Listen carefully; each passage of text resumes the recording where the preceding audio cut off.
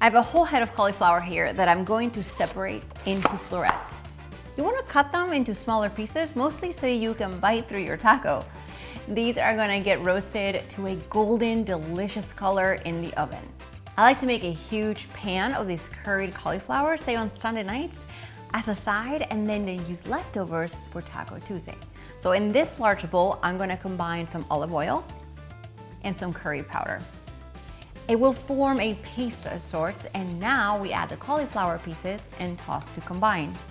I find that if you toss them in a bowl versus sprinkling the powder over the top, they all get evenly coated and no cauliflower is left behind without any added flavor. Next, we're going to transfer the cauliflower into a baking dish. Let's roast it for about 30 minutes until the tops begin to turn golden brown. After minute 20, toss the cauliflower around so the same side does not burn, and remove it from the oven. I have some pico de gallo here and some pineapple. To make pineapple salsa, we simply mix the two. Easy peasy. I'm gonna warm up these tortillas over an open flame, but you, of course, can warm them up in the microwave or oven in the final minutes that the cauliflower is in the oven.